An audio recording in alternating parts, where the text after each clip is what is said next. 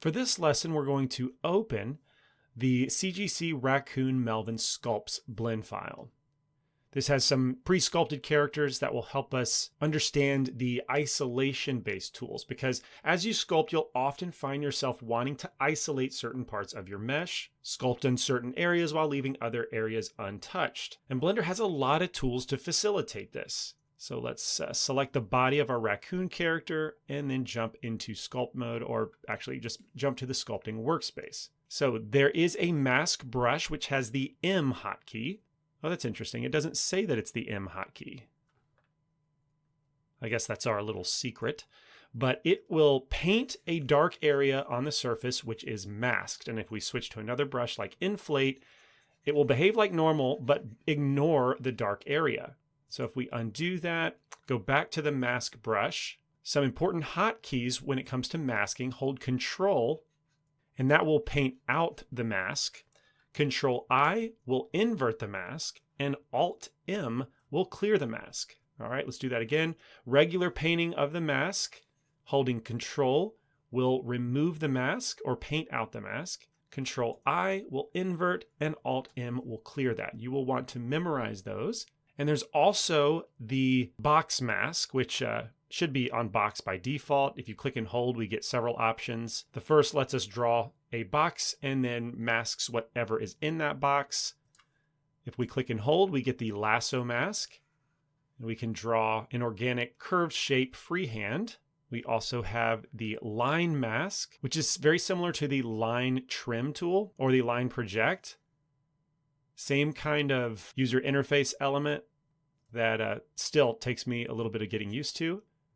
And then finally, the polyline mask tool. You can guess what this does. Below that, we have the box hide. If I clear the mask, it's the same kind of thing, except it will affect the visibility. So we can hide entire parts of our mesh, and whatever is hidden will not be affected by sculpting. So if I plump out this arm and then Alt H to bring back everything that's hidden, that has not been affected. And so visibility is another way of masking. And just like the mask tool, we have box hide, lasso hide, line, and polyline hide. I trust you probably don't need those demonstrated. There is also a mask menu that has a ton of options. So I've not talked about these menus yet. I probably should have mentioned them, but we've discussed the tool portion of the header. There's also this mask menu, face sets, and sculpt with some important tools in them. So let's go over the mask menu. First is fill mask, and that simply floods the entire sculpture with full mask. I don't really know why that's there, because you can do the same thing if you simply invert. So by default, nothing is masked. Control I will invert that and fill the whole thing. So I never use that explicit fill mask. There's also the clear mask, which we've already talked about. You also have access to your box, lasso, line, and polyline mask here. And then we have another section that's very important. All of these serve to modify an existing mask. So let's demonstrate on masking off the arm here. If I use the lasso mask, we'll draw right around the arm up until the shoulder. And in that menu, first is the smooth mask. Now I'm also going to point you to a pie menu that you'll want to memorize. It's the A key. All of these options are in that middle chunk of the menu. And so hit A, and we'll go to smooth mask, and you'll see that it blurs out the transition. And with any operation in Blender, if you want to repeat it, hit Shift R. So we can repeat that several times and smooth out the mask. The reason you would want to smooth out a mask, if we undo that and go to our pose brush, increase the radius and rotate it, maybe rotate it or increase it a little bit more, that harsh transition is pretty ugly. So if we hit A and smooth the mask a few times, and then rotate it, it's much smoother. So you'll often find yourself wanting to smooth masks. We also have sharpen mask in the A menu. That's opposite of smooth, so it's at the top, sharpen mask. We'll repeat that a few times. And what's interesting about sharpen mask is it seems to have a pretty early limit to where repeating the tool doesn't do anything. But it is the opposite of smoothing in that it tries to increase the contrast of the transition. However, if we undo that and go back to where it's smooth, hit the A hotkey, there's also increased contrast. And this repeats a lot more before it limits.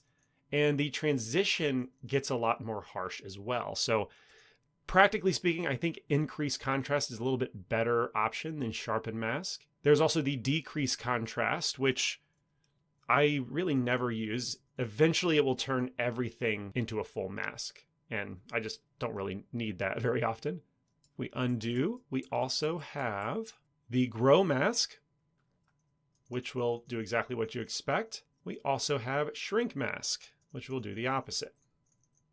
Very useful tools. And that is it. We have invert and clear mask, which we've already gone over in the pie menu, but that pie menu is worth remembering. We also have a powerful expand mask by topology, or Shift A. I use this a fair amount and I recommend you memorize it. Alt M to clear the mask. And expanding the mask by topology is kind of like that scene in The Matrix where Neo touches the mirror and it grows all along his arm until he's completely enveloped. That's essentially what we're doing here with expand mask by topology. So I'm going to start at the hand, Shift A, and then I'm going to track along the arm until it gets to where I want to stop. And this is a very good intuitive way to mask out limbs, for example. If we do it from the other side, Shift A, and we keep going, you'll see that eventually it does envelop the entire sculpture. This is great for posing character limbs. We also have expand mask by normals. I'm going to switch to the head for this. Alt Q, select our head, make it active, and expand mask by normals is Shift Alt A.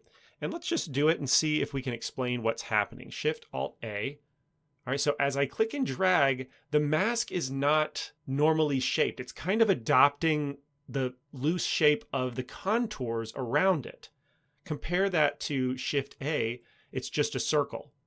Shift Alt A will try and match the curvature. So let's talk about a specific masking example.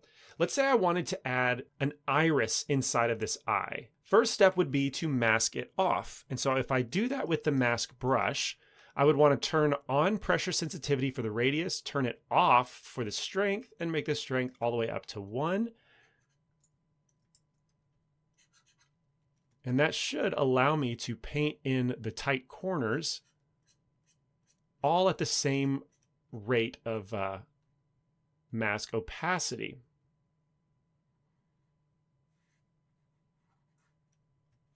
Hold Control if I go over the boundary. And I think that's going to be pretty good.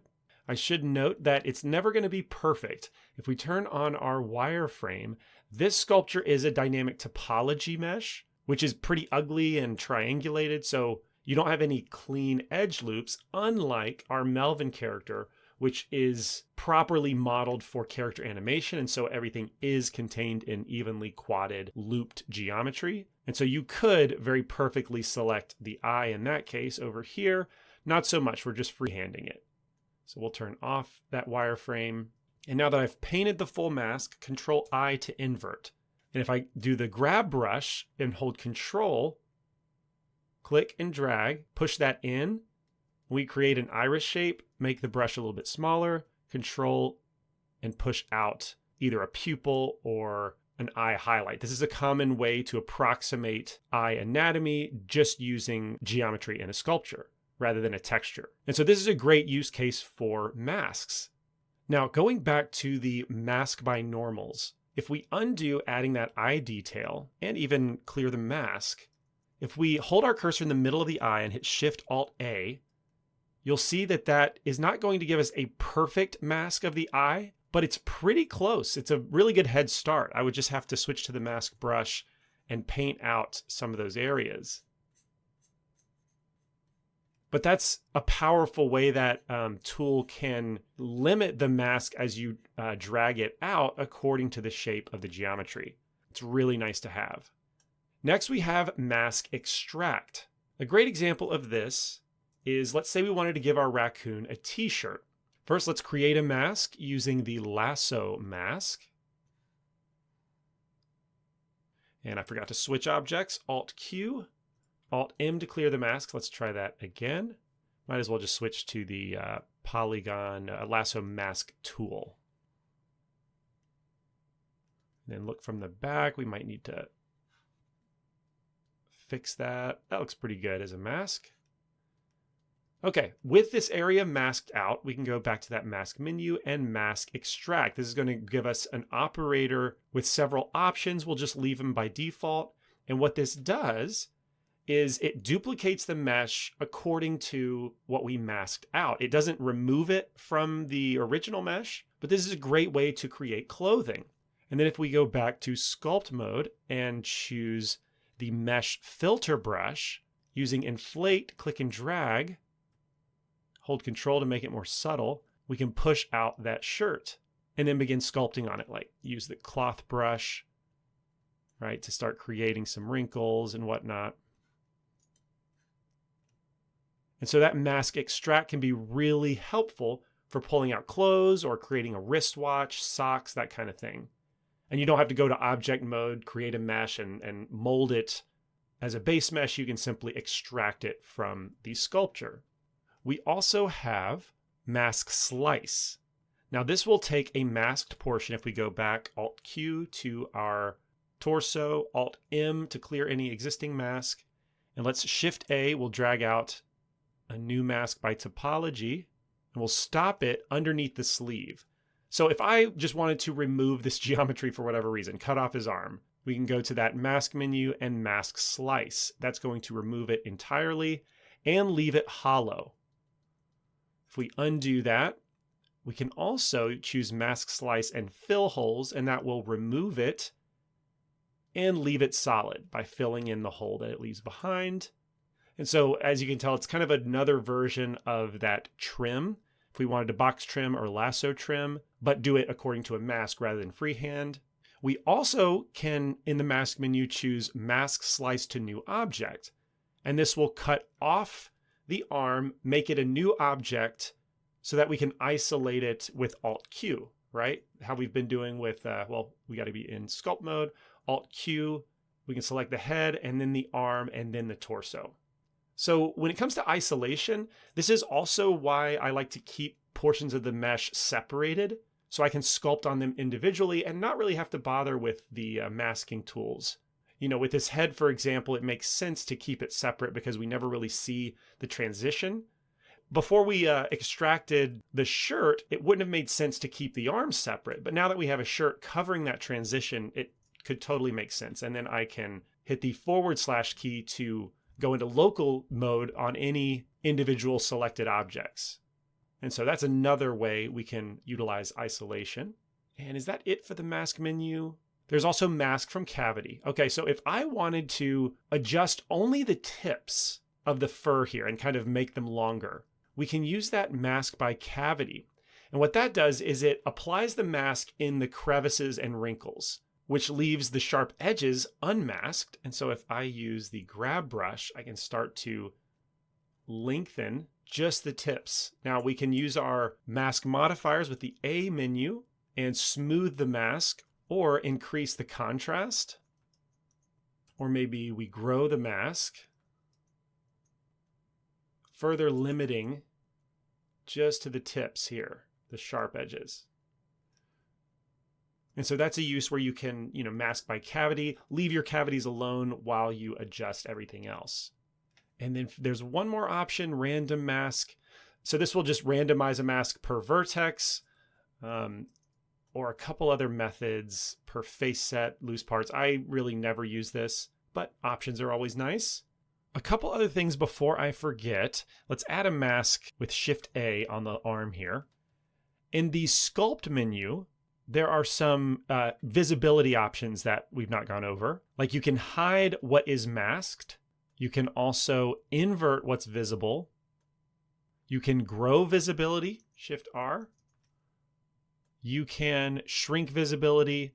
And then in show and hide, this is kind of interesting. You've got your box, lasso, line, and polyline hide, but you also have show versions. So if I click box show, I can draw little boxes and bring visibility back. Hit Shift R. Oh, interesting. I wonder if that is the inverse of this. If I hold Control, yeah. So holding Control brings it back. I mean, that's kind of interesting. I don't know how useful that is, but anyway, in this sculpt menu lives a couple useful settings if you like the visibility approach. Let's move on to face sets. All right, we'll use Melvin for this because face sets, I'll be honest, I don't ever use them. I think they're a more advanced way to organize your mesh, certain parts of the mesh, and hide or unhide them. So I think of them as being more precise and therefore more useful whenever you have a good topology to work with. And so we can generate face sets in several ways. If we go to the face sets menu, under initialize face sets, you can do by loose parts, which, I wasn't on the right mesh. That created face sets by this visibility. Let's Alt Q over to Melvin and try that again. Face sets, initialize by loose parts. So these are all the loose meshes. We can also do them by face set boundaries. That doesn't apply here. What about materials? We don't have any separate materials, but that's cool that we can do that. What about UV seams? I do have UV seams, and so that very cleanly cuts off the arm, the horn, some of the mouth. And so it is nice that some of the mesh characteristics we can use to create these face sets. We can also, if we clear them, let's see, how do we clear face sets? Might have to do this in a roundabout way. How about face set from visible? Okay, since everything's visible, that essentially, resets the face set. But we can create from a mask. If we Shift A, let's try this again, Shift A, face set from masked. We can also do it from mesh selection. So if I tab into edit mode, face select mode, let's circle select the tip here, and then grow our selection.